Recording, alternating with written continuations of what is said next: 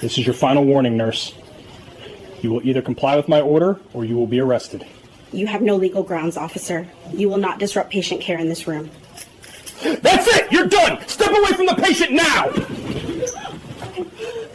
The midday sun streamed through the large bay windows of the University Medical Center's emergency department, casting long, sterile shadows on the polished linoleum floor. It was a Tuesday, which in the world of emergency medicine meant an unpredictable rhythm of life and crisis. For Eleanor Vance, the head charge nurse, it was a rhythm she had mastered over 18 years. At 46, she moved through the controlled chaos with an economy of motion that younger nurses both admired and envied. Her salt and pepper hair was tied back in a neat, efficient bun, and her eyes, a calm and steady gray, missed nothing. They saw the subtle tremor in a resident's hand, the flicker of fear in a patient's eyes, and the dangerously low level of saline in an IV bag from across the room. The ED was her orchestra, and she was its unflinching conductor. The air hummed with the symphony of managed urgency, the steady beep of cardiac monitors, the hiss of oxygen masks, the low murmur of doctors dictating notes, and the squeak of rubber-soled shoes moving with purpose. Eleanor was at the central nursing station, reviewing digital charts, her expression focused. A lull had settled over the department in the last hour, a rare and precious pocket of quiet that she knew, with the certainty of a seasoned veteran, would not last. She was right. The piercing tone of the paramedic radio cut through the relative calm. UMC, this is Medic 12 inbound with a trauma alert. Single vehicle MVA, high mechanism. Driver is a John Doe, approximately 30 to 40 years old, unresponsive, GCS of 5, vitals are unstable, hypotensive and tachycardic. We have a compound fracture to the left femur and significant blunt force trauma to the head and chest. ETA is 4 minutes. Instantly. The atmosphere in the ED shifted. The quiet pocket vanished, replaced by a surge of focused energy. Trauma Bay 2! Eleanor's voice was clear and commanding, not a shout but a directive that cut through every other sound. Let's get it ready. Full trauma panel, X-ray on standby, and page Dr. Thorne, now! Her team moved like a well-oiled machine, their movements practiced and precise. A trauma nurse prepped IV lines and a blood warmer. A tech wheeled the portable X-ray machine into position. A resident, Dr. Ben Carter, young and eager, stood ready, reciting protocols under his breath. Eleanor walked into Trauma Bay 2, her eyes scanning every detail. She adjusted the height of the gurney, checked the suction lines, and ensured the rapid infuser was primed and ready. This was the sacred space where the line between life and death was at its thinnest. And every second, every piece of equipment mattered. When Dr.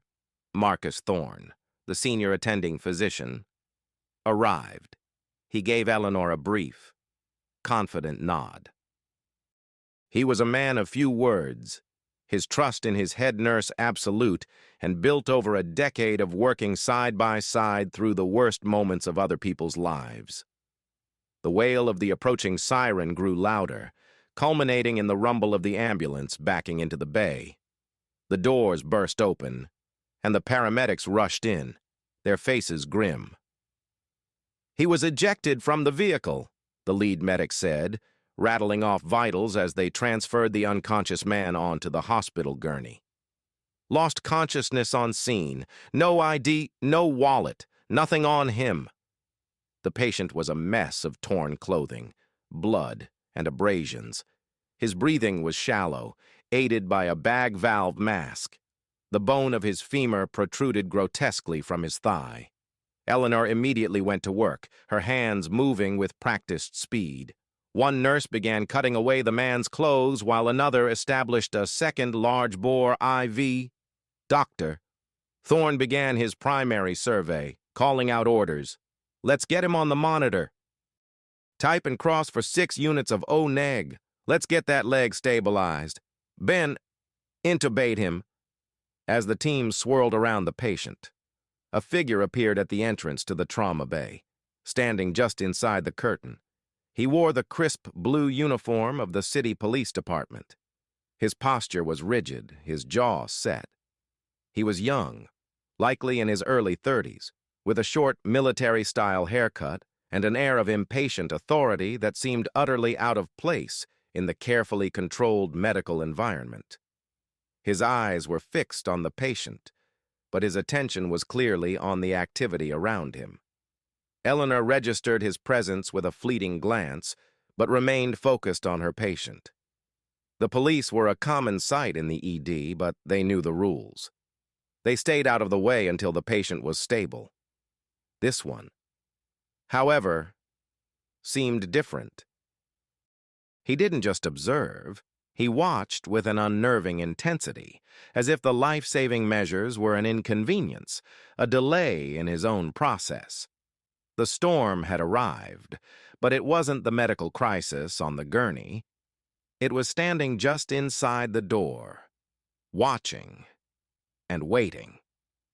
Officer Evan Riley stood with his arms crossed, his polished black boots planted firmly on the sterile floor. At 32, he carried himself with the unshakable confidence of a man who believed his badge was a universal key, capable of unlocking any door and overriding any rule. He had been on the force for 7 years, long enough to see procedures as obstacles and long enough to develop a reputation for aggressive, results-driven policing that often skirted the edges of protocol. His supervisors saw it as initiative. His critics, and there were a few, saw it as a liability waiting to happen. Today, that liability was about to come due. He had been the first on the scene of the accident, a horrific single-car crash where a sedan had slammed into a concrete overpass support at high speed. The driver, the John Doe now lying on the gurney, had been thrown clear. The car was a twisted wreck, and the smell of alcohol hung heavy in the air, a fact Riley had noted with a grim sense of certainty in his initial report. To him, this wasn't a medical emergency. It was the closing chapter of a DUI investigation.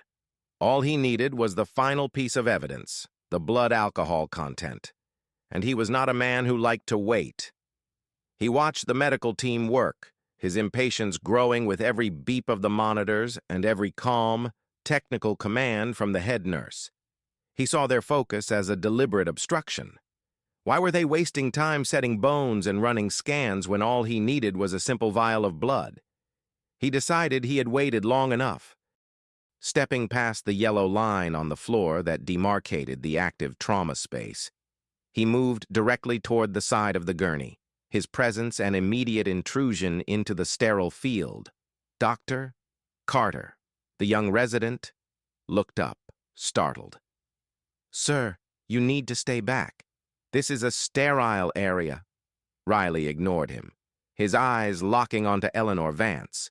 He recognized her as the one in charge, the gatekeeper. "I'm Officer Riley," he said, his voice hard and official. "I need a blood sample from this man for a BAC test, now." The demand was not a request. It was an order, delivered with the expectation of immediate compliance. Eleanor didn't stop her work. She was in the middle of applying pressure to a bleeding laceration on the patient's arm. Without looking up, her voice was even and professional, a stark contrast to his aggressive tone. "Officer, my team and I are currently stabilizing a critical patient. His life is the immediate priority." "I understand that," Riley said, his tone suggesting he did not understand at all.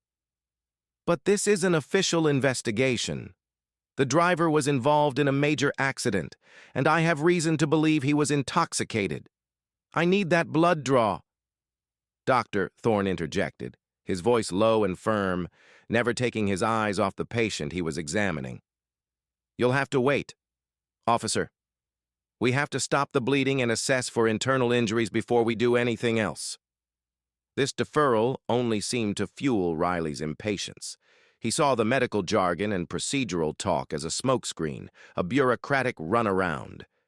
He stepped closer, his voice dropping slightly but losing none of its edge. He directed his words solely at Eleanor, sensing she was the one who would ultimately make the decision. Look, nurse, it's a simple procedure. You draw blood all day. Just get a vial, hand it to me, and I'll be out of your hair. This doesn't need to be complicated. Eleanor finished securing the bandage and finally turned to face him directly. She wiped her gloved hands on a disposable towel, her gray eyes meeting his without a hint of intimidation. Officer, it is indeed a simple procedure, but it is governed by a very complicated set of laws and hospital policies. First, we cannot perform any medical procedure that is not for the direct benefit of the patient without his consent. He's unconscious, Riley snapped. He can't give consent. Exactly, Eleanor replied, her voice remaining placid. Which means we operate under the principle of implied consent for life-saving treatment only.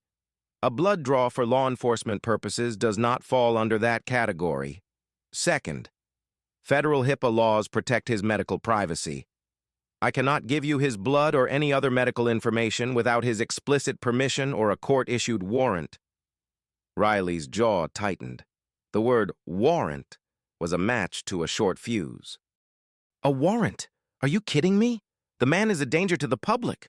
The evidence of his crime is sitting in his veins, and it's disappearing every minute. I don't have time to go get a warrant. This is an exigent circumstance. I understand your position, officer, Eleanor said, maintaining her professional composure. However, the hospital's policy is unequivocal on this. No consent, no warrant, no blood draw for law enforcement. There are no exceptions. My duty here is to my patient, not to your investigation. She turned back to the gurney, her message clear. The conversation was over. But for Officer Evan Riley, it had just begun. He was not accustomed to being told no, especially not by a nurse who he felt was deliberately standing in the way of his duty. He saw her calm refusal not as an act of professional integrity, but as a direct challenge to his authority. And it was a challenge he was not prepared to accept. Officer Riley felt a hot surge of anger flash through his chest. He was used to commanding scenes, to having his authority respected without question. In his world, a uniform and a badge were supposed to clear paths, not create them. Eleanor Vance's calm, almost clinical, refusal felt like a personal affront. She wasn't just quoting policy, she was, in his eyes, actively shielding a criminal. He saw the unconscious man on the gurney not as a patient, but as a perpetrator. The mangled car, the reek of whiskey, it all painted a clear picture for him, and this nurse was trying to smudge the lines. "Ma'am," he began, his voice taking on a dangerously quiet tone that was more menacing than a shout. He took another step forward, planting himself directly in her path as she moved to retrieve a fresh bag of saline. "Let's be very clear. You are now impeding a felony investigation. That is a crime.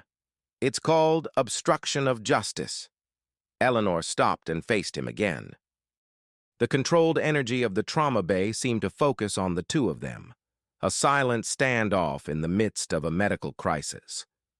The other nurses and doctor, Thorne continued their work, but their movements were now tinged with a palpable tension. They could all feel the temperature in the room dropping. "Officer Riley," Eleanor said, her voice still remarkably steady, "I am not impeding your investigation. I am upholding my legal and ethical obligations as a healthcare provider. My primary responsibility is to the man on that gurney, whose name we don't even know yet. Your investigation is secondary to his survival." She gestured toward the patient, whose blood pressure was still alarmingly low. "We are in the middle of resuscitating him. Every action we take is critical.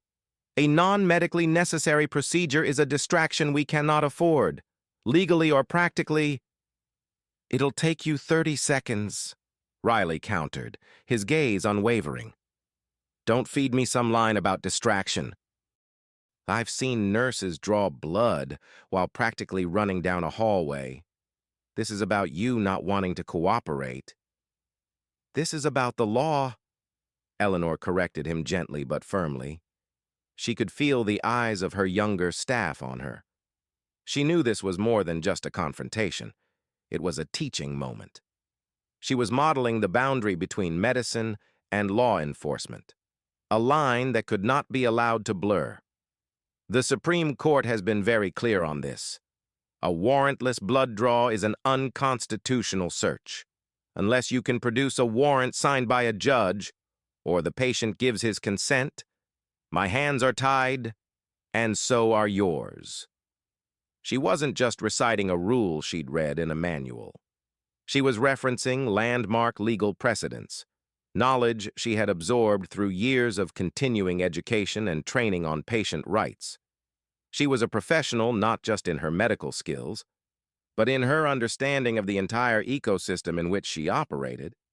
This knowledge was her armor, and it was impenetrable to Riley's attempts at intimidation.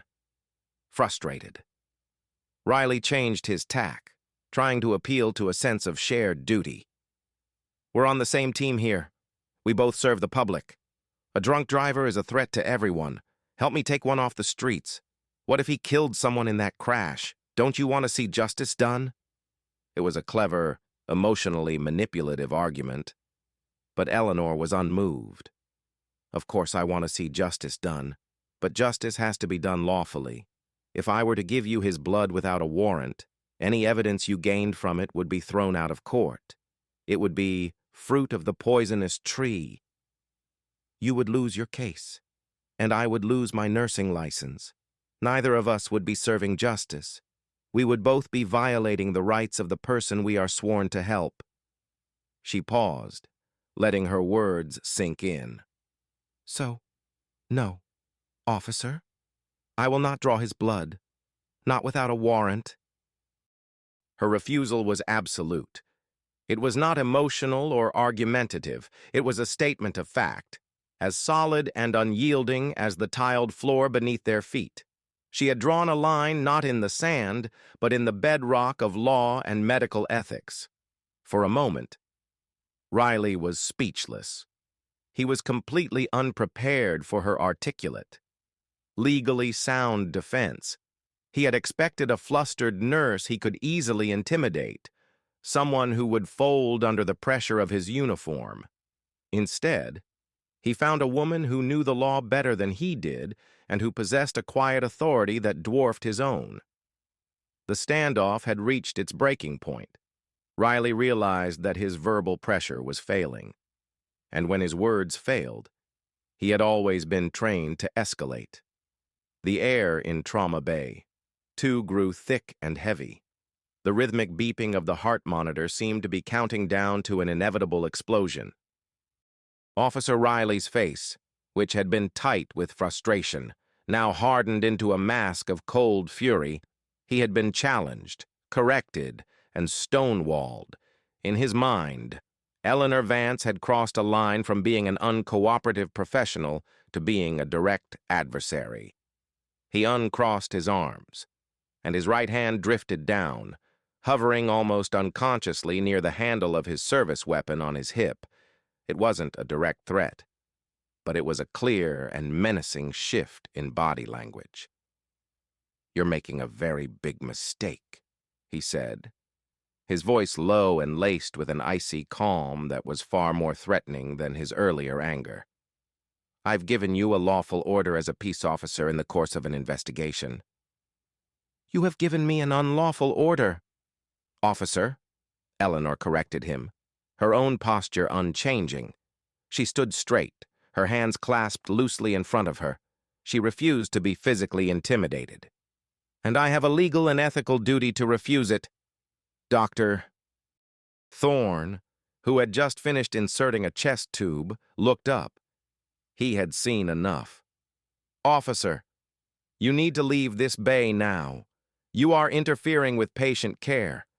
We'll call you as soon as he's stable and we have more information. Go to the waiting room." Riley's eyes flashed toward the doctor, a flicker of contempt in his gaze. "You stay out of this, Doc. This is between me and her." He turned his full attention back to Eleanor. "Last chance. Nurse, are you going to draw the blood? Or am I going to have to place you under arrest for obstructing my investigation?" The word arrest hung in the air, a shocking and alien concept in this place of healing. A wave of disbelief rippled through the medical staff. "Doctor?" Carter froze, his hand hovering over the ventilator controls. Another nurse, a young woman named Sarah, let out an audible gasp. Arresting a charged nurse in the middle of a critical trauma case? It was unthinkable. It was insane. Eleanor, however, did not flinch. Her expression remained one of resolute calm, though a deep, cold knot was tightening in her stomach. She had faced down life-and-death situations, distraught family members, and violent patients. She had never, in all her years, faced a threat like this from someone who was supposed to be an ally in public service. She could see the irrationality in his eyes, the dangerous combination of ego and power. He was not thinking clearly. He was operating on pure, adrenalized confrontation. "You are not going to arrest me," she said, her voice a low, firm declaration. "Because you have no legal grounds to do so. I have not obstructed you. I have followed the law and my professional code of conduct. If you believe otherwise, you can take it up with the hospital's legal department, but right now, my patient needs me." She made a move to turn back toward the gurney, a clear dismissal. It was the final trigger. Her turning away was, to Riley, the ultimate act of defiance. It was a rejection not just of his request, but of his entire authority. His training, his ego, and his temper all converged in a single, disastrous decision. "That's it. You're done," he snarled. "You're under arrest." He reached out and grabbed her left arm, his grip surprisingly strong. "Take your hands off me," Eleanor said, her voice sharp for the first time. It wasn't a plea, it was a command, but it was too late. "Turn around and put your hands behind your back," Riley ordered, his voice now booming through the trauma bay. The facade of professional quiet was shattered completely. "Doctor." Thorne moved forward immediately. "Officer, what in God's name are you doing? Let her go. We have a dying man on this table." "She's obstructing," Riley yelled back, his attention now fractured between the doctor and Eleanor. "She's interfering with police business, and she's going to jail for it." Eleanor stood her ground, not pulling away but not complying either. "You are making a catastrophic error. Officer Riley," she said, her voice shaking slightly with a surge of adrenaline but still clear. "Think about what you are doing. You are abandoning this patient and disrupting this entire department." But Riley was past the point of thinking. He was operating on instinct, a flawed, aggressive instinct that told him he could not back down. To back down now would be to admit he was wrong, to lose face in front of the entire medical team.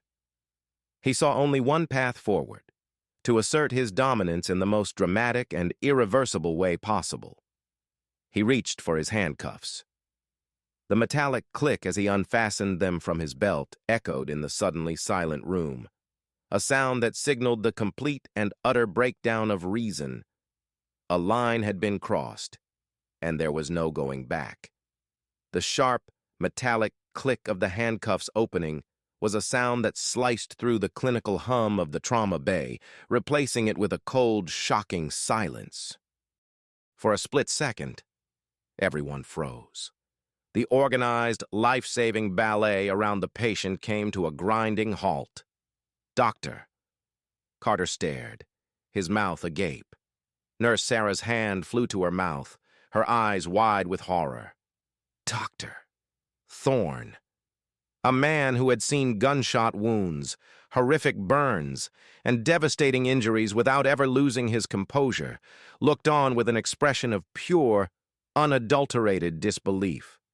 Officer Riley, however, was lost in the grip of his own escalating rage. He saw Eleanor's refusal to turn around as further resistance. With a sharp tug, he twisted her arm behind her back. A jolt of pain shot through Eleanor's shoulder, but she made no sound. Her mind was reeling, struggling to process the absurdity of the situation. One moment, she was the respected head nurse, commanding a critical resuscitation. The next, she was being treated like a common criminal in her own emergency room. I said, "Put your hands behind your back." Riley grunted, using his body weight to force her into position. Eleanor's professionalism, the bedrock of her identity, was still fighting for control. "You have no right," she managed to say, her voice strained. "This is unlawful. You are on camera." She instinctively tilted her head upward, toward the small, dark dome of the security camera mounted on the ceiling in the corner of the bay. It was a small, silent witness, capturing every second of the unfolding chaos. The unblinking eye. Her mention of the camera seemed to enrage Riley further, as if she were taunting him. "I don't care about your cameras," he spat, his face inches from hers. He finally wrenched her other arm back and snapped the first handcuff around her wrist. The cold steel bit into her skin. He cinched it tight, far tighter than necessary. The second cuff followed with another final, metallic click. Eleanor Vance, the woman who had held the hands of the dying and comforted the grieving, who had mentored dozens of young nurses and saved countless lives, now stood with her hands cuffed behind her back, a prisoner in the very sanctuary she commanded. The indignity of it was a physical blow, a hot wave of shame and anger that she fought to control. Her uniform, a symbol of her expertise and compassion, now felt like a costume in a surreal nightmare. "Doctor."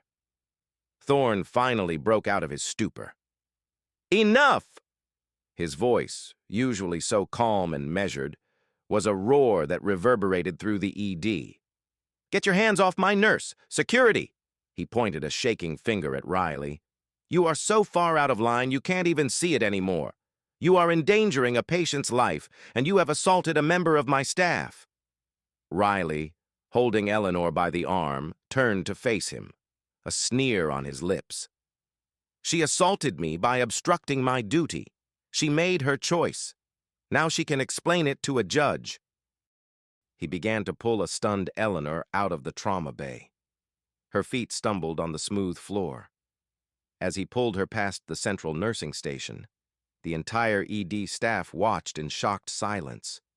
Phones were already coming out. Someone was recording.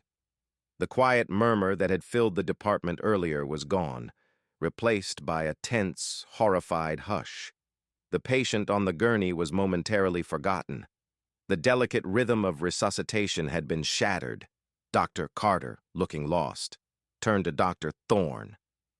"What do we do?" Thorne's face was a thunderous mask. He turned back to the patient, forcing himself to refocus. "We save him," he said through clenched teeth. "We do our job, even if he won't let us do it properly. Sarah, take over for Eleanor. Get me that next unit of blood, now." But the momentum was broken. The team was shaken, their leader forcibly removed.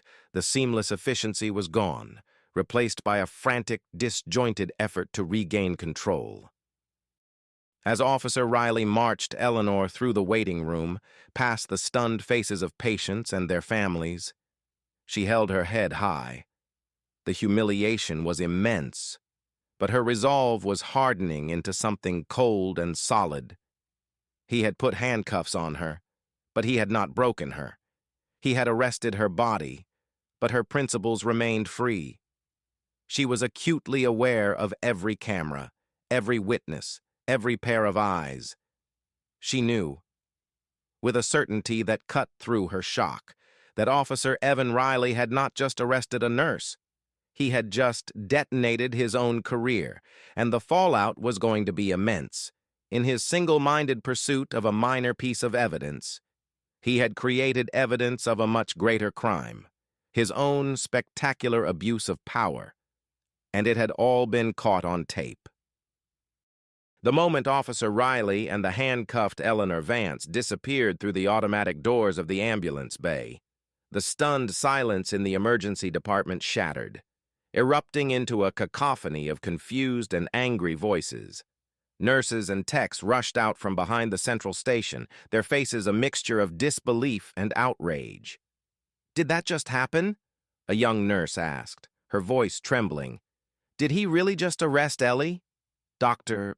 Thorne, his face grim, was already on the move. He had stabilized the patient for the moment, but the arrest had thrown his team into disarray. Eleanor was the linchpin of the department. Without her, the carefully balanced system was teetering. He pointed at another senior nurse, Maria. "Maria, you're in charge until we sort this out. Keep the team focused. Ben, what's the patient's pressure?" "It's dropping again, 80/50, the resident replied, his voice strained. The chaos Riley had created was having a direct, life-threatening impact on the man he claimed to be investigating. "Damn it," Thorne muttered. He ripped off his gloves and strode toward the charge phone at the nursing station, his movements sharp and angry. He dialed the hospital's administration line. "This is Dr. Thorne in the ED. I need to speak to hospital security and the administrator on call immediately.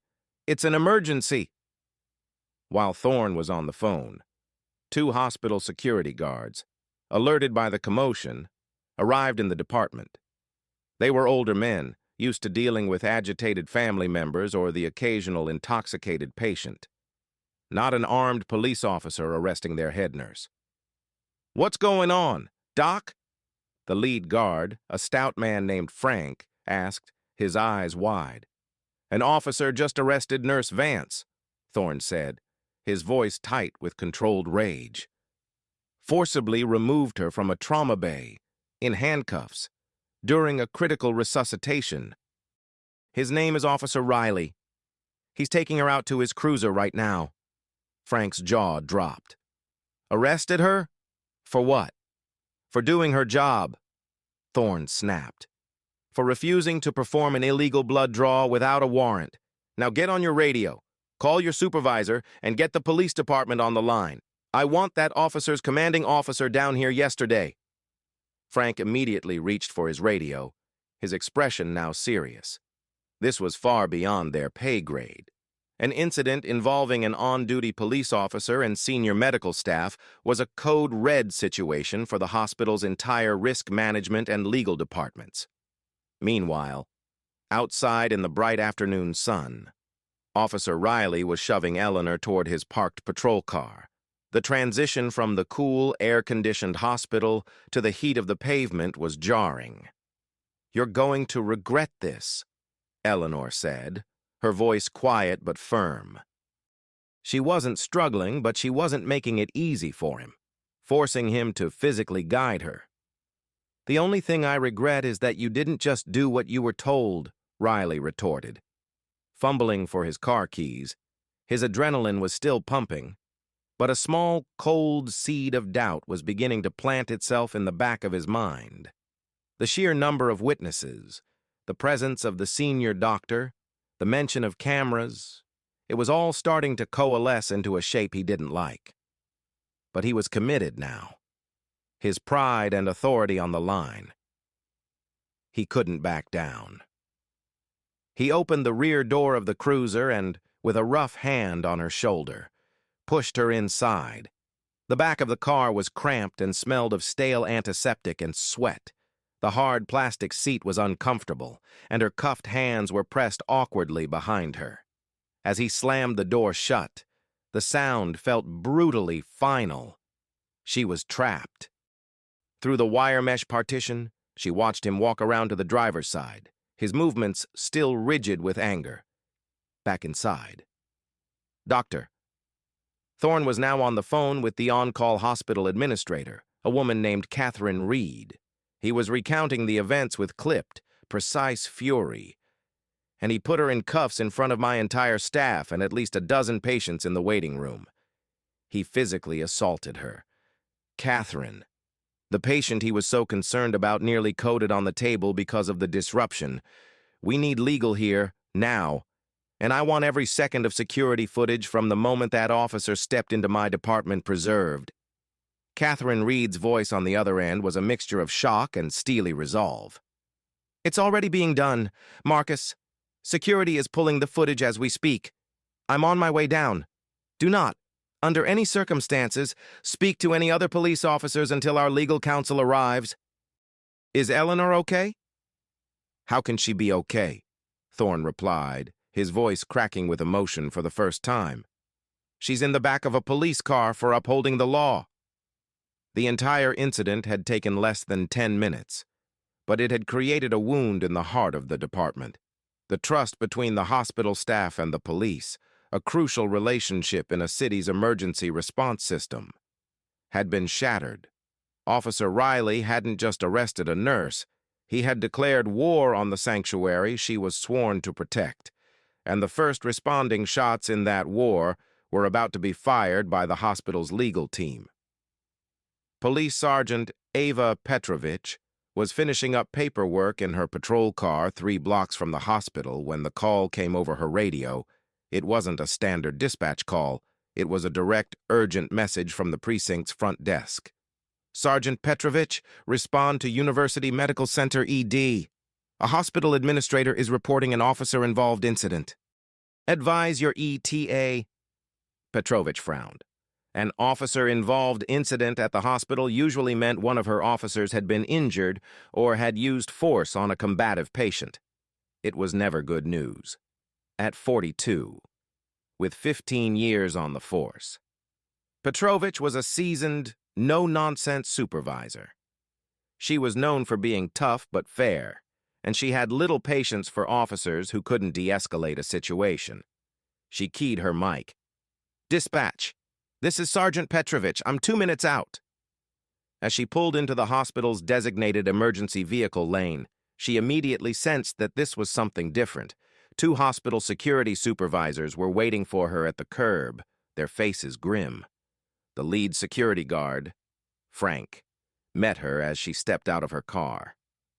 Sergeant, thank you for getting here so quickly, he said, his tone formal and strained. We have a significant situation inside. What's going on, Frank? Petrovich asked, her eyes scanning the area. She spotted Officer Riley's cruiser parked nearby.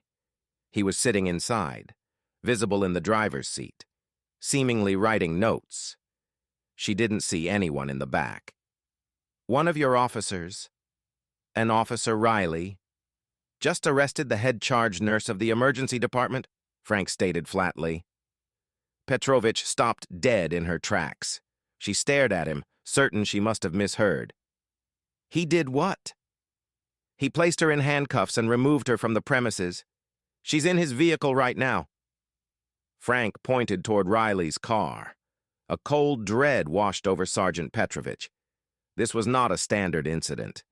This was a Category 5 bureaucratic hurricane, arresting a senior medical professional, on duty, in their own hospital. The potential for catastrophic legal and public relations fallout was immediate and immense. On what grounds? She asked, her voice dangerously quiet. According to Dr. Thorne, the attending physician, she refused to provide a blood sample from an unconscious patient without a warrant. The officer arrested her for obstruction of justice. Petrovich closed her eyes for a brief second, a silent prayer for strength. She knew the law. She knew the recent court rulings. She knew that what Frank was describing was not an arrest. It was a kidnapping under the color of law. Every rookie officer learned about the warrant requirement for blood draws in the academy. It was basic, first-year stuff. For an officer with 7 years on the force like Riley to make this kind of mistake, it wasn't a mistake. It was a willful, catastrophic lapse in judgment. "Stay here," she told Frank, her expression hardening into a steel mask. She strode purposefully toward Riley's patrol car. He saw her coming and got out to meet her, a defensive look already on his face. "Sarge," he began. This nurse was completely out of line. She was obstructing a felony DUI investigation. Petrovic held up a hand, cutting him off sharply. "Stop. Do not say another word to me about your investigation. Is Nurse Vance in your vehicle?" "Yes, she is," Riley said, his confidence wavering slightly under his supervisor's icy gaze. "She's in custody." "On what charge, exactly?" Petrovic asked, her voice dripping with acid. "Obstruction of justice, 18 U.S.C. 1503, Riley recited, puffing his chest out slightly as he cited the statute. Petrovic's stare was withering. "Did you have a warrant for the blood draw, Riley?" "It was an exigent circumstance. Sarge, the evidence was being metabolized. Did you have a warrant?" she repeated, her voice now barely a whisper, yet carrying more weight than a shout. Riley's face fell. "No, but then you had no lawful order for her to obey." Petrovic finished for him, her voice cold as a morgue slab. "Which means you have no grounds for an obstruction charge. You have just illegally detained a private citizen." "Not just any citizen, but the head nurse of the city's main trauma center. What in God's name were you thinking?" Before Riley could stammer out a response, Petrovic walked past him to the rear door of the cruiser. She opened it and looked inside. Eleanor Vance sat calmly, her hands still cuffed behind her. She looked directly at Petrovic, her expression unreadable but composed. "Ma'am, I am Sergeant Petrovic," she said, her tone respectful. "On behalf of the department, I am so sorry. We are going to get this sorted out right now." She turned back to a pale-faced Riley. "Give me the key to those cuffs." Riley, looking utterly defeated, handed her the small metal key. Sergeant Petrovic leaned into the car. As she unlocked the handcuffs, she knew she wasn't just freeing a nurse. She was witnessing the end of an officer's career and the beginning of a firestorm that was about to consume their entire department. Despite Sergeant Petrovic's immediate intervention, the wheels of bureaucracy, once set in motion, are notoriously difficult to stop. By the time Petrovic had uncuffed a composed but visibly shaken Eleanor Vance, Officer Riley had already radioed in that he had a suspect in custody. The report had been logged. The arrest, however unlawful, was now an official event that had to be unwound through a formal process. "I have to take you both to the precinct," Petrovic explained to Eleanor, her voice heavy with apology. "Doctor." Thorne and a hospital administrator had rushed out by this point, ready for a fight. "I know this is outrageous, ma'am, but I need your statement, and I have to process his report before I can formally void the arrest. It's a procedural nightmare. Please, just come with me. I promise I will get you back here as quickly as possible." Eleanor, seeing the impossible position the sergeant was in and trusting her sincerity, agreed with a quiet nod. She was escorted not to the back of a cruiser, but to the passenger seat of Sergeant Petrovic's car. Riley was ordered to follow separately in his own vehicle, in silence. The short drive to the downtown precinct was surreal. The city went about its business, oblivious to the drama unfolding. At the precinct, Petrovic moved with swift efficiency. She bypassed the public booking area and took Eleanor to a small, private interview room, offering her coffee and water. "I need you to write down exactly what happened, from the moment Officer Riley entered your department," she requested. "Every word you can remember." While Eleanor wrote her statement with a clear, steady hand, Petrovic went to deal with Riley. She found him in the report-writing room, stubbornly typing up his version of events, attempting to frame Eleanor's refusal as an aggressive, uncooperative act. Petrovic took the keyboard from him. "You're done," she said coldly. You will write your report in the presence of an internal affairs detective. You are the subject of an official investigation, effective immediately. Hand me your sidearm. Officer. Riley stared at her, his face ashen. The reality of his situation was finally crashing down on him. Being disarmed by his supervisor was a profound humiliation, a clear sign that he was no longer seen as a trustworthy officer. He unholstered his weapon and placed it on the desk. His career was evaporating before his very eyes. Because the arrest had been officially logged, protocol dictated that Eleanor had to be technically processed before the charge could be dropped. This meant a brief, mortifying period in a holding cell while the paperwork was routed through the system. Petrovich was deeply apologetic. "It's for a record-keeping purpose only. It will be for less than an hour. You have the right to make a phone call." Eleanor was led to a small, clean but cold holding cell. The heavy metal door clanged shut behind her, the sound echoing with a grim finality. She sat on the hard metal bench, the absurdity of it all washing over her. She was a healer, a caregiver, now sitting in a cage for protecting a patient. She thought about calling her husband, but she didn't want to worry him. Not yet. She thought about calling the hospital's legal department, but she knew they were already scrambling. She needed someone else. Someone who understood not just the law, but the fundamental violation of civil rights that had just occurred.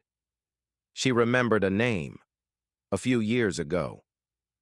The hospital had brought in a prominent civil rights attorney to give a seminar on patient privacy and law enforcement interactions.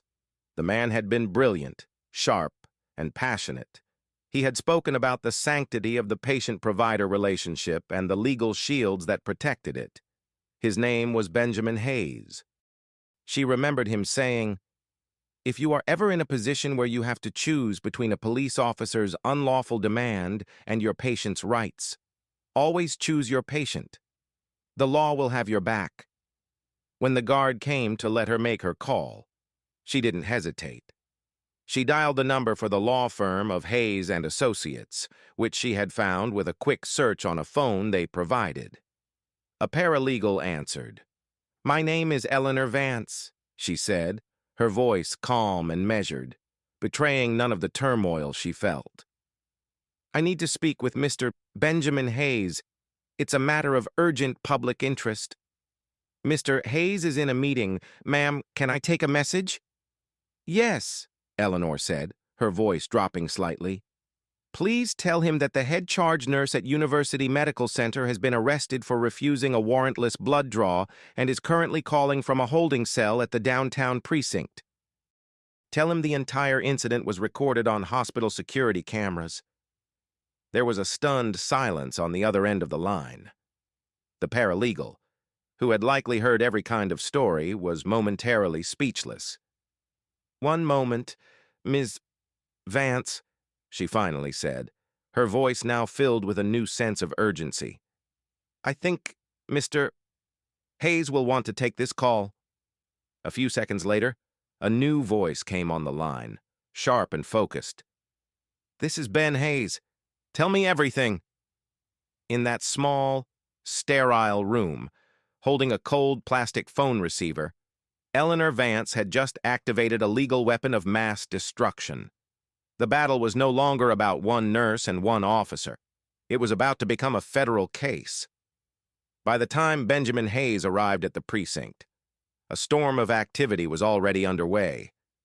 News of the arrest had spread like wildfire through the hospital administration and had reached the city manager's office. The potential for a multi-million-dollar lawsuit was no longer a vague threat. It was a rapidly approaching certainty. Hayes, a tall, imposing man in his early 50s with a reputation for taking on and winning high-profile civil rights cases, walked into the precinct with an air of absolute authority that made even the desk sergeant stand a little straighter. He had Eleanor released from the holding cell in under 15 minutes. The charges were formally dropped, expunged from the record as if they had never existed. Sergeant Petrovich personally escorted Eleanor out, apologizing profusely once again. But Hayes knew the damage was done. A dropped charge didn't erase the unlawful arrest, the physical battery of being handcuffed, or the profound public humiliation. "The official apology is appreciated, Sergeant," Hayes said to Petrovich in the lobby, his voice calm but with an edge of steel. "But it doesn't even begin to address the constitutional violations that occurred today. We will be in touch." His first official act was a formal demand for the preservation of all evidence, specifically, the complete, unedited security camera footage from the emergency department, the hospital's legal team, eager to cooperate and position themselves as allies to their wronged employee, had already secured the files and were happy to provide a copy. The following morning, in a sterile conference room at the hospital, a somber group gathered to watch the footage. There was Catherine Reed, the hospital administrator, Dr. Thorne, the head of hospital security, and Eleanor Vance, with Benjamin Hayes by her side. On the other side of the long table sat Police Chief Michael Donovan, Sergeant Petrovich, and 2 detectives from the Internal Affairs Division.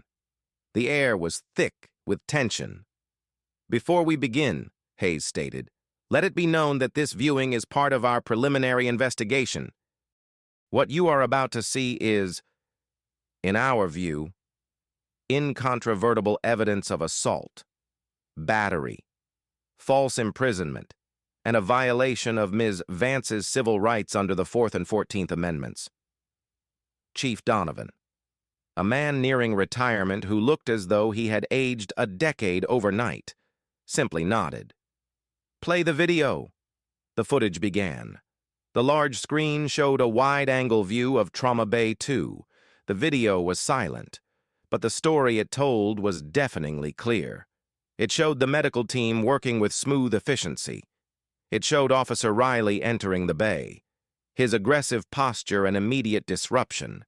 It showed his escalating confrontation with Eleanor, his body language growing more and more menacing. While there was no audio, you could see Eleanor's calm, professional demeanor, the way she never raised her voice or made a threatening gesture. She stood her ground, but she was never aggressive. Then came the critical moment. The footage clearly showed Riley grabbing her arm. It showed him twisting it behind her back. It showed her wince in pain. It showed the raw, physical force he used to handcuff her. The visual was brutal and undeniable. There was no ambiguity. It wasn't a he said, she said situation. It was a clear, unambiguous act of aggression against a non-threatening, compliant professional who was in the middle of performing her duties. The video continued, showing Riley parading a handcuffed Eleanor through the entire department, past her colleagues and patients. The shock and horror on the faces of the onlookers were plainly visible. The disruption to the medical team was obvious. Their frantic movements after she was removed a testament to the chaos her absence created. When the video ended and the lights came up, the room was silent. The Internal Affairs detectives were scribbling furiously in their notebooks. Sergeant Petrovich stared at the table, her jaw tight. Chief Donovan looked pale, his face a mask of grim resignation. He had seen enough police misconduct videos in his 30-year career to know a hopeless case when he saw one. There was no defense for what he had just witnessed. There was no context that could possibly excuse it. He turned to Eleanor, his eyes filled with a weary sincerity. "Ms. Vance, on behalf of the entire department, I am profoundly sorry. What you experienced was unacceptable. It was a betrayal of our duty and our oath. I assure you, we will hold this officer accountable." Benjamin Hayes leaned forward, his hands clasped on the table. "Accountability is a good start, Chief. But accountability is not just about one officer. This incident reveals a profound failure of training, supervision, and culture. We are not just seeking to punish Officer Riley. We are seeking to ensure that no healthcare professional in this city ever has to endure what Miss Vance endured today. This will not be solved with a quiet suspension and a new training manual.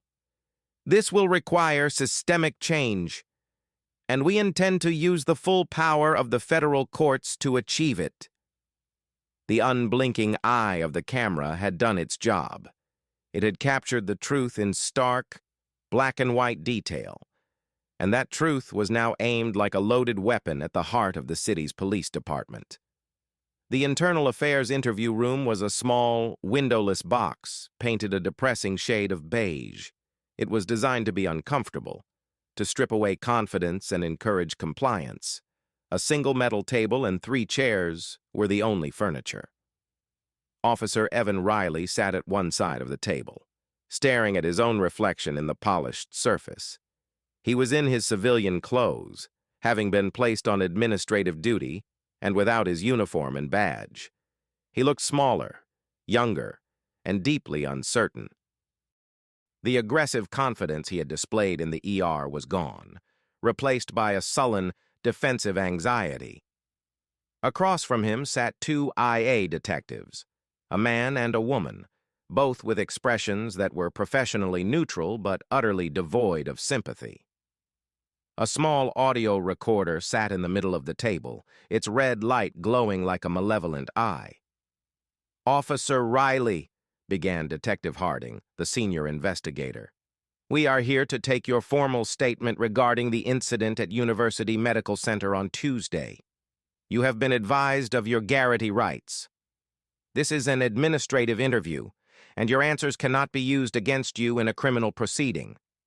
But you are required to answer truthfully. Failure to do so can result in your termination.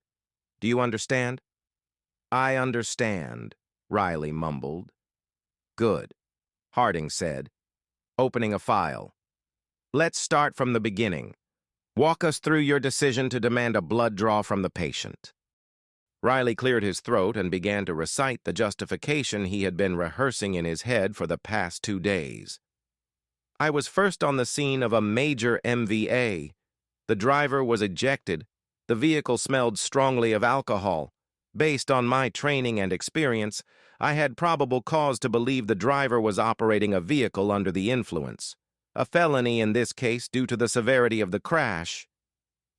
"Probable cause for the crime, yes," said Detective Miller, the second investigator. "But what was your legal justification for a warrantless blood draw? You're aware of the Missouri versus McNeely Supreme Court decision, are you not?"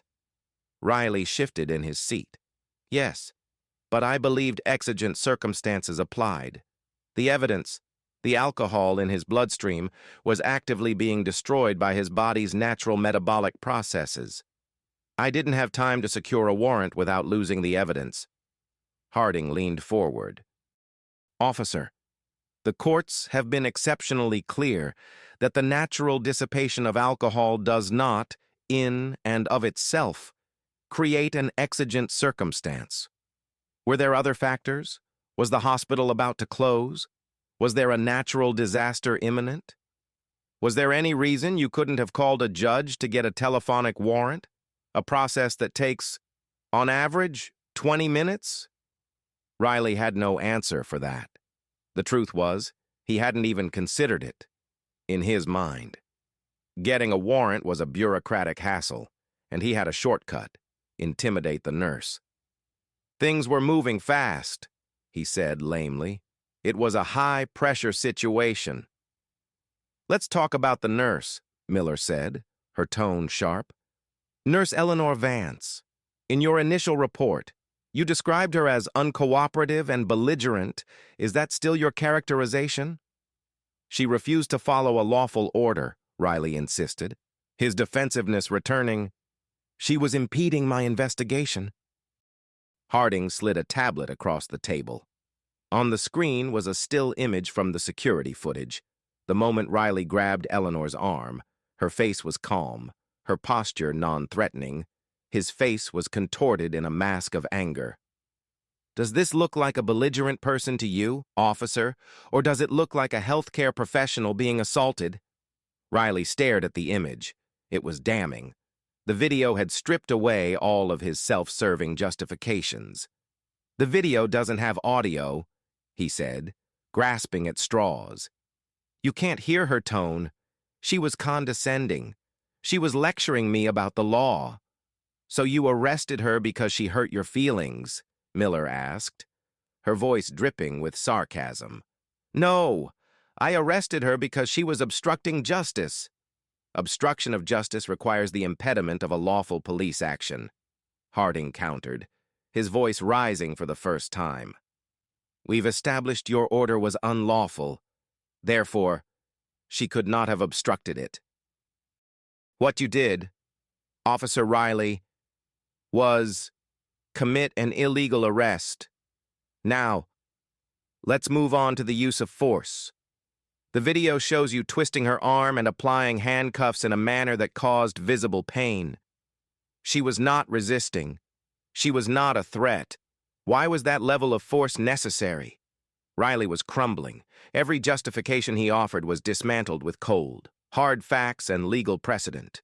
The video showed one story, and his report told another. They were irreconcilable. "I was just following my training," he stammered. "Your training?" Harding scoffed. "Show me one training manual, one academy lesson that tells you to assault and illegally arrest a charge nurse in the middle of a trauma resuscitation. Show me." Riley fell silent. He had nothing. His entire defense, built on a foundation of ego and a distorted view of his own authority, had been demolished. The two detectives let the silence hang in the air, a heavy, suffocating blanket. They had everything they needed. They had the video. They had his flimsy, contradictory testimony, and they had the statements of over a dozen witnesses from the hospital. Detective Miller finally closed her notebook. "I think we're done here. Officer, don't leave town." The words were a formality, but the message was clear. His days on the force were numbered. He had walked into the ER as an officer of the law, a figure of authority. He would leave this investigation as a pariah, a liability the department could not wait to discard. The interview was over, but his reckoning was just beginning. A week after the incident, Eleanor Vance sat in Benjamin Hayes's spacious corner office overlooking the city skyline. It was the first time since the arrest that she had a moment to truly breathe, to process the violation she had endured. Doctor. Thorne had insisted she take administrative leave to recover, and while she was grateful, the idleness felt unnatural. Her life was in the ER, in the controlled chaos. Sitting still felt like a betrayal of her purpose. Hayes sat across from her, his desk clear except for a single, thick file folder. His demeanor was calm and reassuring, a stark contrast to the legal storm he was preparing to unleash. Catherine Reed, the hospital administrator, sat beside Eleanor, a silent show of unwavering support. "First of all, Eleanor, I want to say that your courage and professionalism under duress were extraordinary," Hayes began. "You did everything right. You stood up for your patient, you upheld the law, and you did not back down. You are a credit to your profession." Eleanor gave a small, appreciative nod. "I just did what I thought was right. And that is precisely why we are going to win this," Hayes said. He opened the file. "I've spent the last week reviewing the evidence, the applicable case law, and the city's legal history. This is more than just a wrongful arrest case. This is one of the clearest examples of a Section 1983 violation I have ever seen." He explained the legal strategy in clear, concise terms.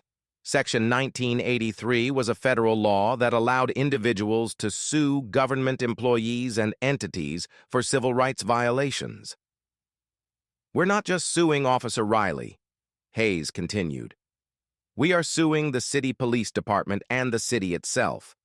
We will argue that Riley's actions were not those of a single bad apple, but rather the foreseeable result of a systemic failure. A failure to train, a failure to supervise, and a failure to discipline. This was the key. To effect real change, they had to prove the problem was bigger than one officer. How can we prove that? Catherine asked. Through the discovery process, Hayes replied. We will subpoena every single personnel file, every citizen complaint, every use of force report, and every training manual from that department for the last 10 years. Specifically, we'll be looking for prior complaints against Officer Riley that were ignored or improperly investigated. We'll be looking for a pattern. He leaned forward, his eyes intense. Men like Riley don't just snap out of the blue. Their behavior escalates over time because the system allows it to. We're going to prove that the department knew, or should have known, that he was a ticking time bomb. He then turned to the second part of his strategy. The other major component of this lawsuit is establishing a clear legal precedent. We want a federal judge to issue a ruling that reinforces the sanctity of a medical facility and affirms the right and duty of healthcare workers to refuse unlawful orders from law enforcement. We want to make it so that what happened to you, Eleanor, can never happen to another nurse in this country again. He outlined the damages they would be seeking. There were the compensatory damages for her emotional distress, public humiliation, and the physical pain of the arrest. But then, there were the punitive damages. This is where we send a message, Hayes said, his voice firm. This is a number so large that it forces the city to completely overhaul its policing policies.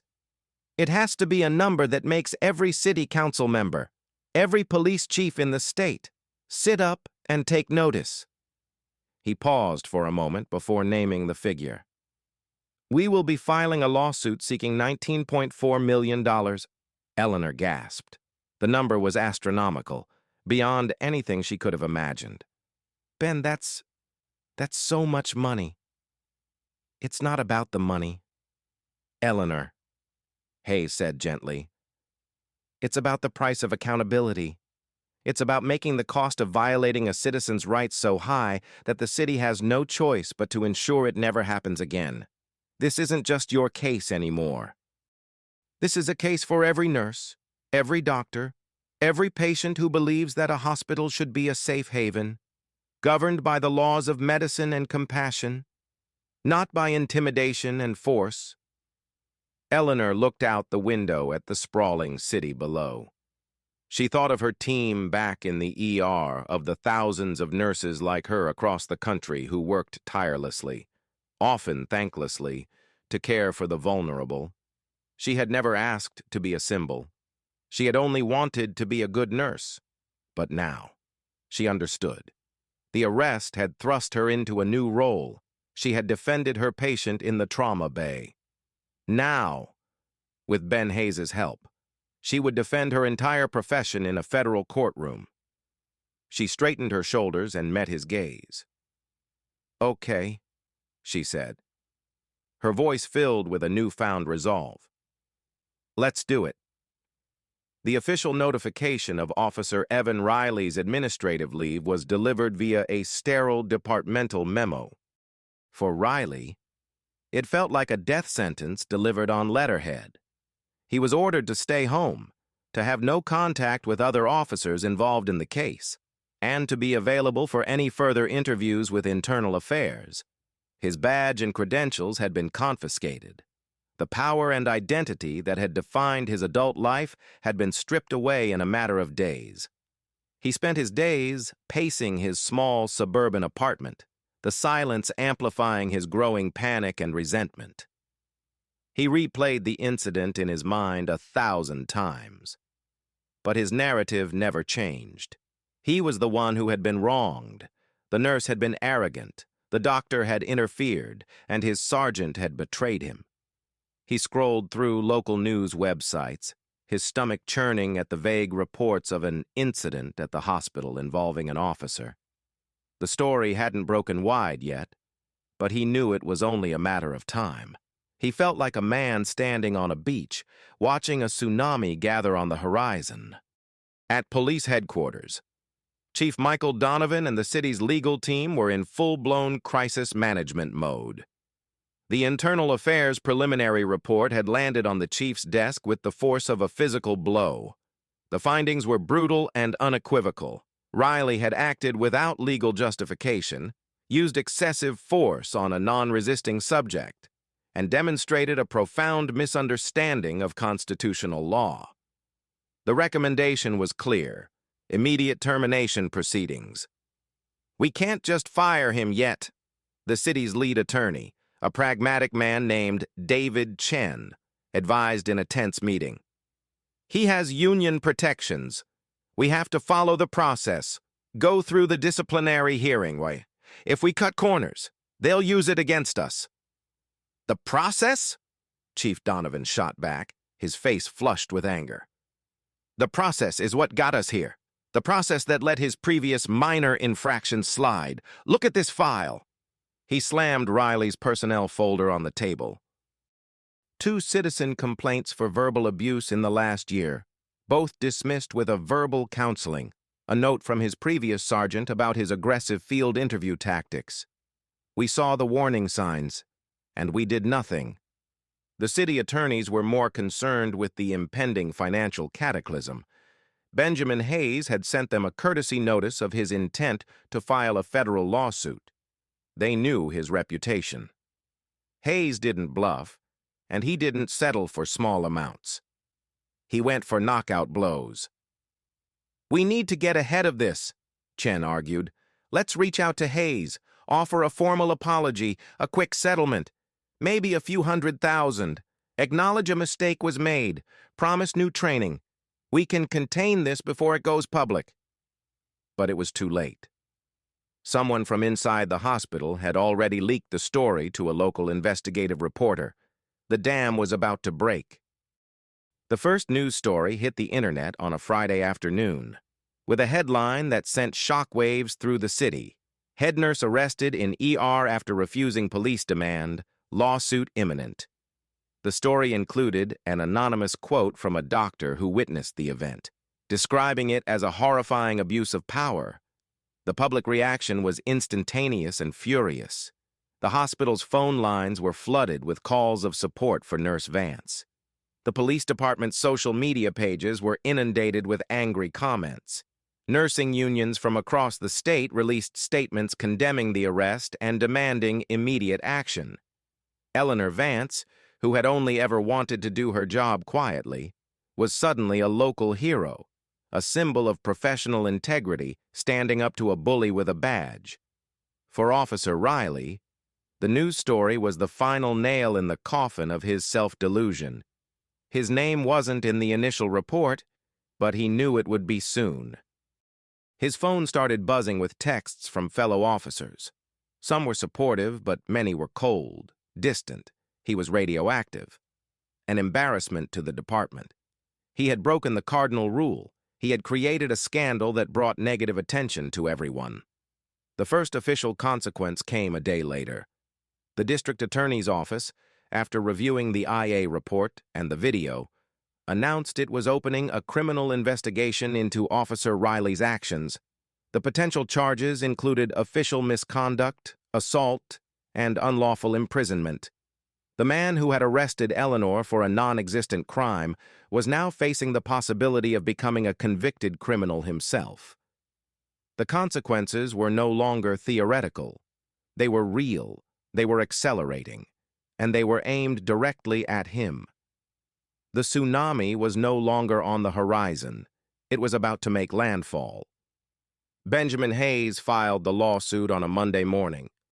The documents were submitted electronically to the United States District Court, but he made sure to hand-deliver a copy to the city attorney's office and to the press. He wanted this to be a public declaration, not a quiet legal maneuver. The lawsuit, officially titled Eleanor Vance versus Officer Evan Riley, the city police department, and the city of city name, was a masterfully crafted legal document a 50-page indictment not just of one officer's actions, but of a department's entire culture.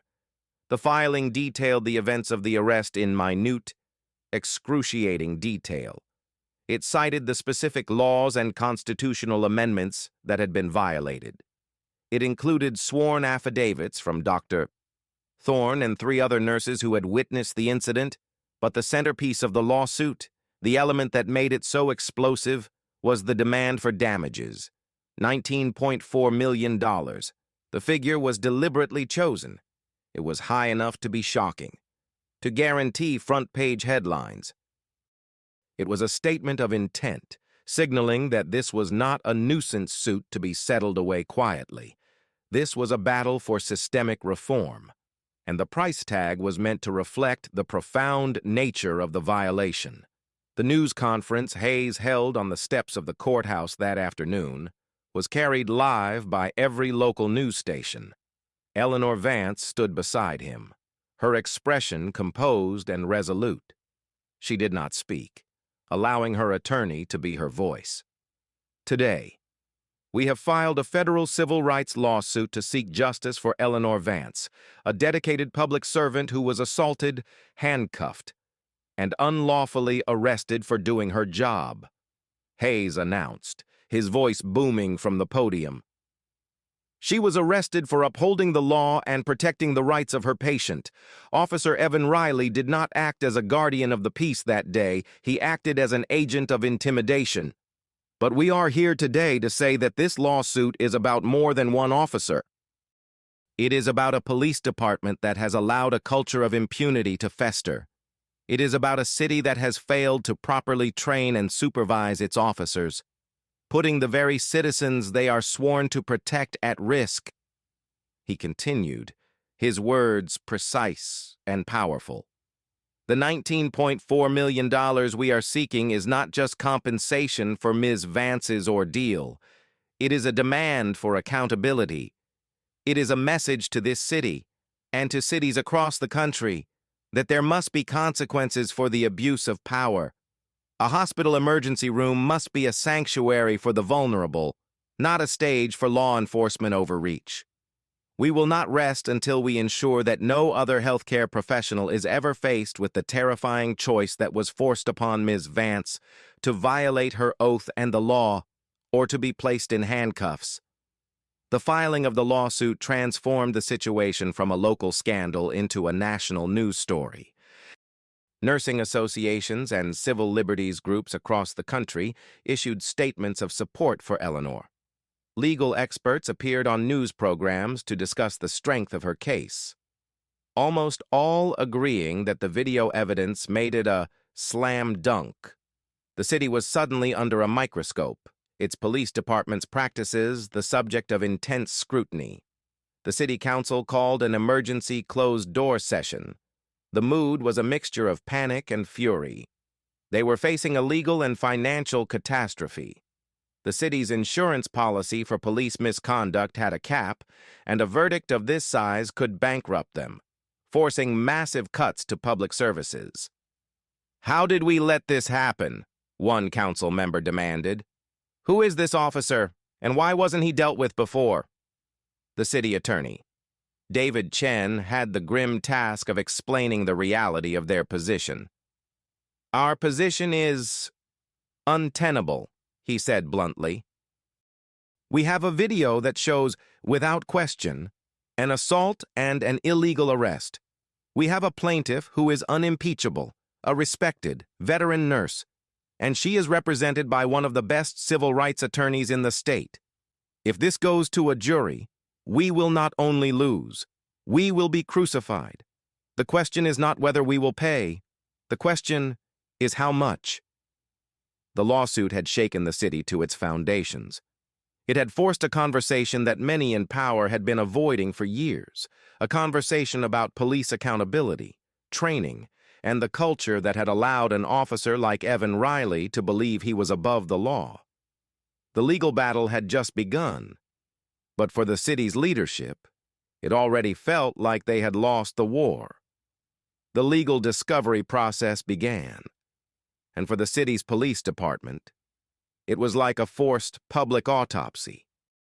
Benjamin Hayes's team sent a sweeping subpoena that demanded a mountain of documents, and the court, recognizing the validity of his claims about systemic failure, granted it in its entirety.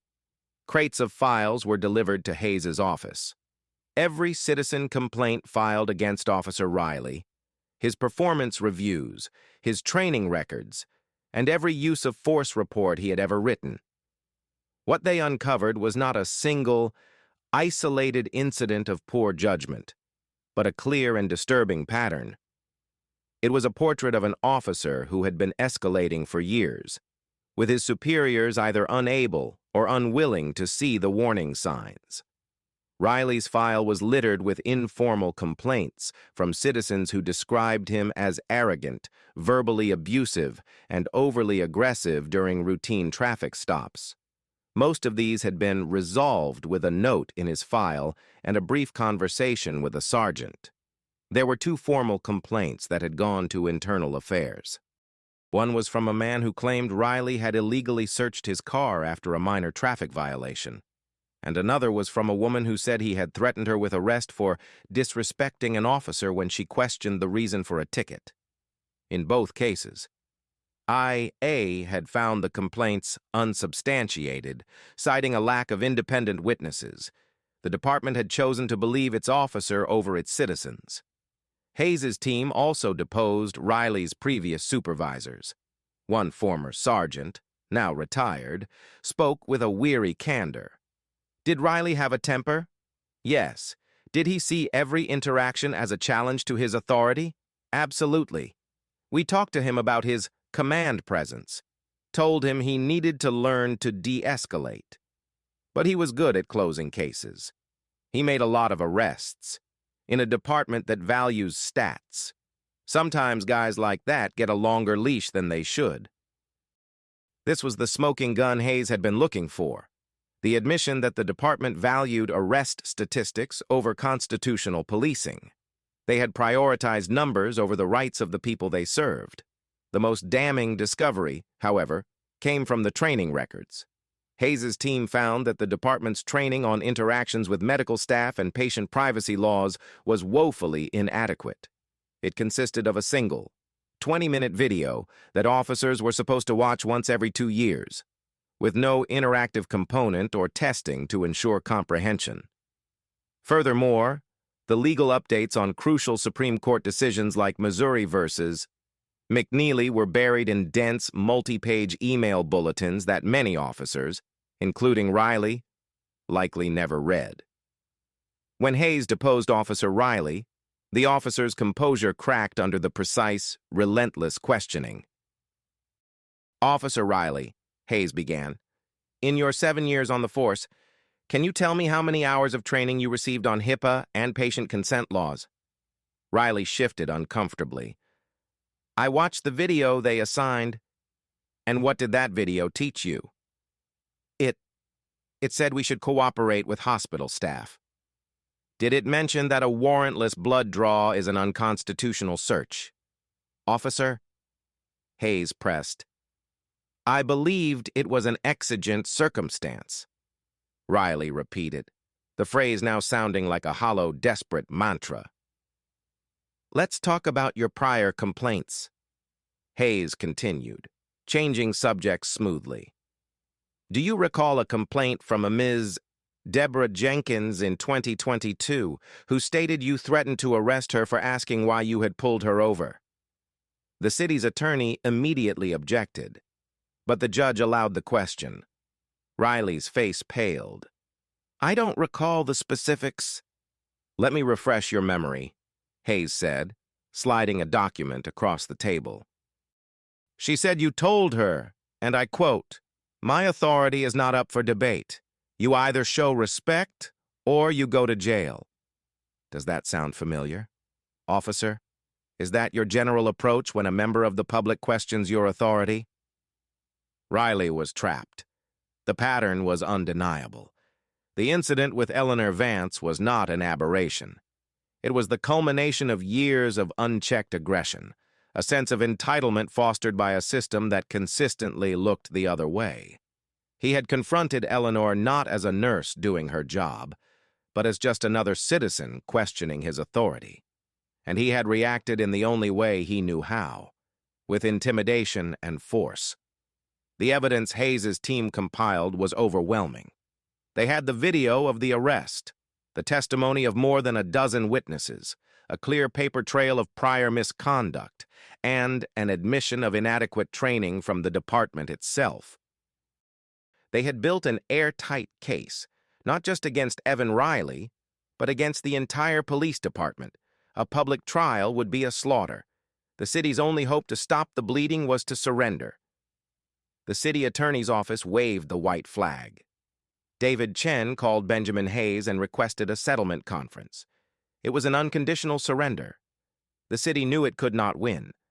A trial would not only result in a massive, financially crippling verdict, but it would also be a week-long public relations disaster, with the video of Eleanor's arrest played on a loop on the evening news and a parade of witnesses testifying to Officer Riley's history of misconduct. The settlement negotiation was brief and one-sided. Hayes and his team walked into the conference room with all the leverage. They weren't there to haggle. They were there to dictate terms. My client's demand of $19. $4 million is not our opening offer, Hayes stated calmly as he sat down across from the city's legal team. It is our final one. It is non-negotiable. The city's attorneys, who had hoped to negotiate the figure down, were stunned into silence. They had never encountered a position so absolute. That's an unprecedented figure for a case of this nature, one of the junior attorneys protested weakly. And this was an unprecedented event, Hayes countered, his voice like ice. Your officer didn't just bend the rules, he shattered them. He didn't just arrest a citizen, he laid siege to a medical sanctuary. He handcuffed a healer in the middle of her work. The figure reflects the gravity of that violation. But the financial payout was only the beginning of Hayes's demands. The money is the easy part, he continued, sliding a second document across the table. These are our terms for systemic reform. They are also non-negotiable. The list was extensive. 1. Termination. The immediate and permanent termination of Officer Evan Riley from the police force, with a public statement from the Chief of Police acknowledging his misconduct. 2. Certification revocation.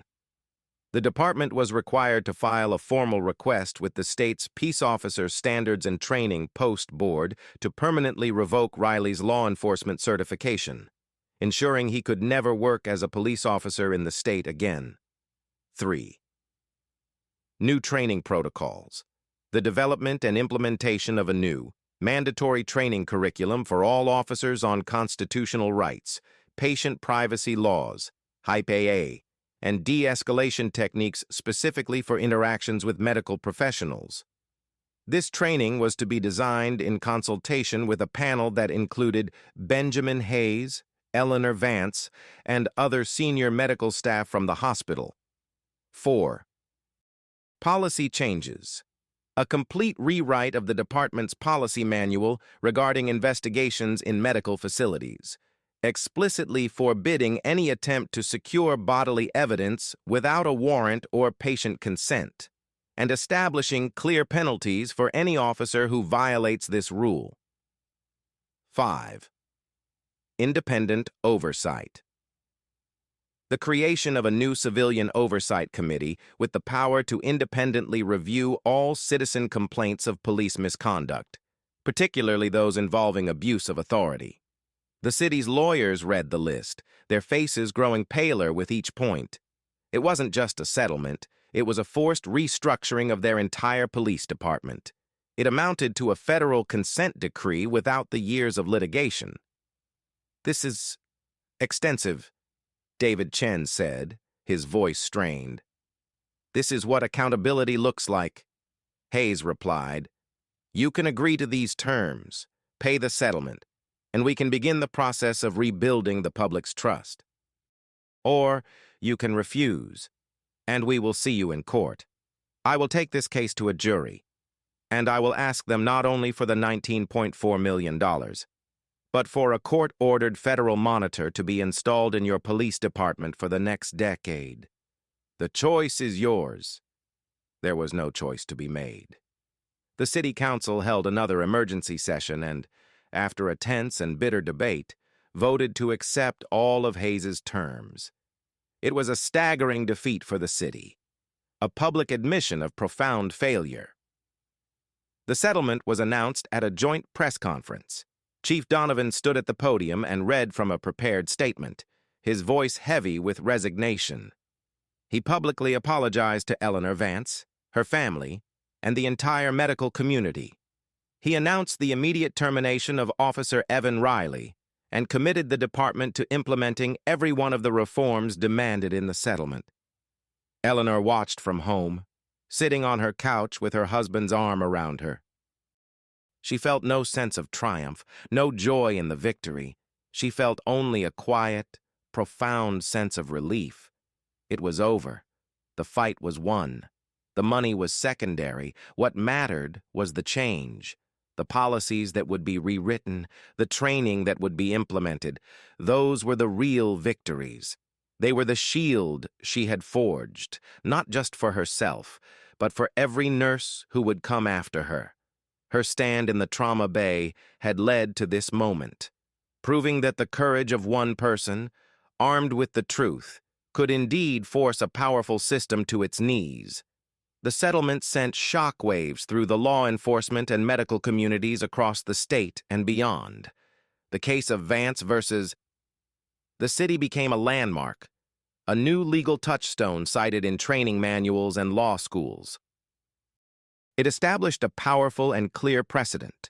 Medical professionals were not just permitted, but were obligated to act as legal guardians for their patients against unlawful intrusion. And there would be severe financial and professional consequences for any officer who failed to respect that boundary. Police departments in neighboring cities and states proactively began reviewing and updating their own policies, not wanting to be the next cautionary tale. For Evan Riley, the fall was swift and absolute. He was terminated for gross misconduct, violation of civil rights, and conduct unbecoming an officer. The State Post Board, presented with the irrefutable video and the mountain of evidence from the lawsuit, permanently revoked his certification. He was legally barred from ever wearing a badge or carrying a gun as a law enforcement officer in the state again. The criminal investigation concluded with the district attorney charging him with misdemeanor assault and official misconduct. He pleaded no contest, received 2 years of probation, and was ordered to attend anger management classes. His career was over. His reputation was destroyed. The name Evan Riley was now synonymous with disgrace, a footnote in legal textbooks about the catastrophic consequences of unchecked ego. The reforms forced upon the city's police department were painful but transformative. The new training, designed with input from Eleanor and her colleagues, was intensive and reality-based. It used the security footage of her arrest as a case study in what not to do. Every officer, from the rawest rookie to the chief himself, was required to spend a day shadowing nurses in the UMC emergency department to understand the pressures and priorities of the medical environment. The new Civilian Oversight Committee began its work, bringing a new level of transparency and accountability to a department that had resisted it for decades.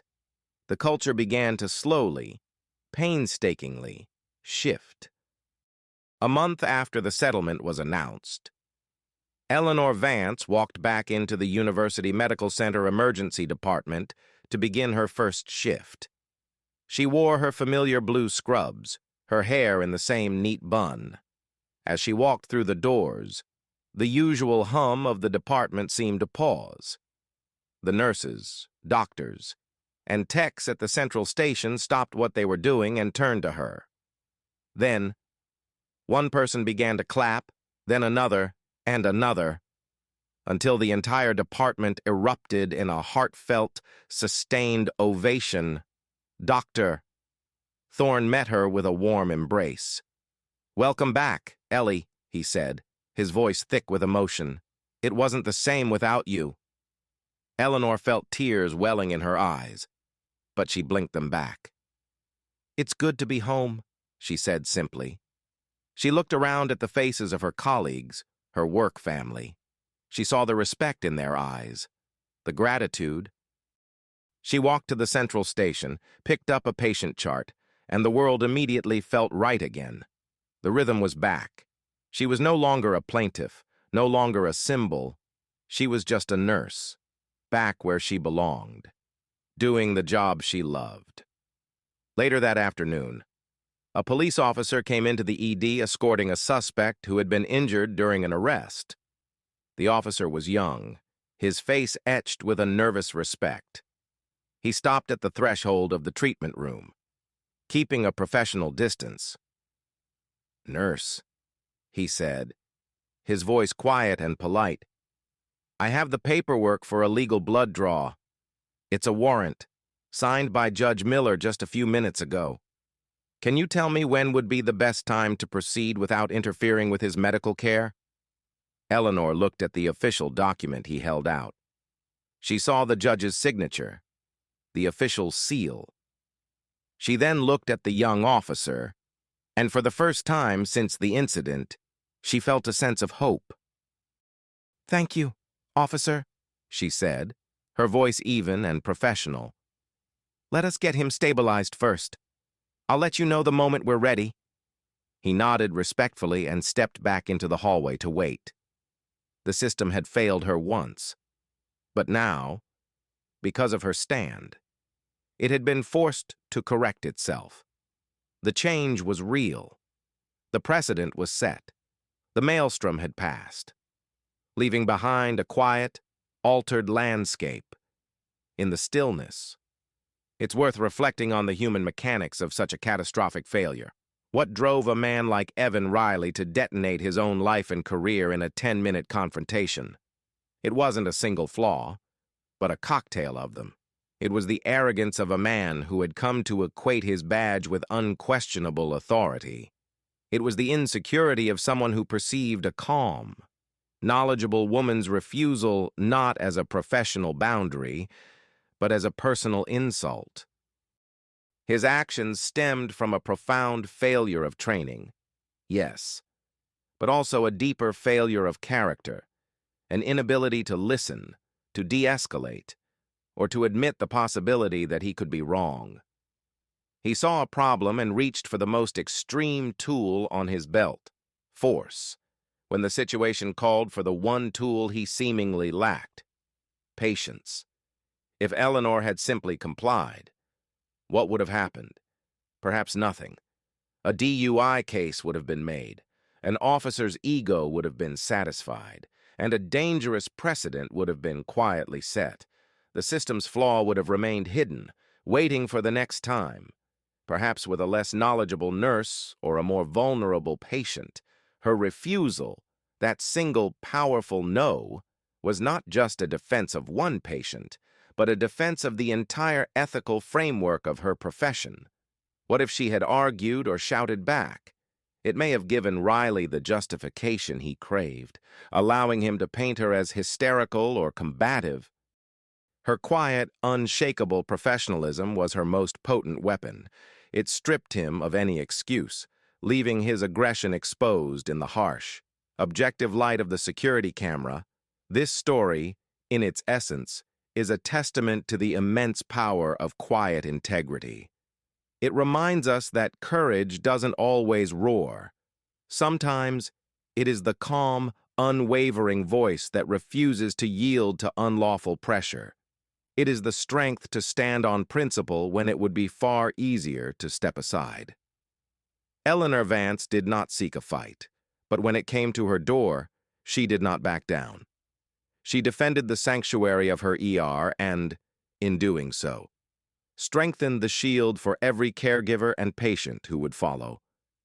Her victory serves as a vital reminder that true accountability is not given, it is demanded, often at great personal cost, by ordinary people who refuse to accept injustice as the status quo, Have you ever seen someone stand up for what was right, even when it was the harder path to take? What do you think is the most important lesson we can learn from Eleanor's stand? Let us know your thoughts in the comments below, and if this story moved you, please consider sharing it so that others can see what true courage and accountability look like.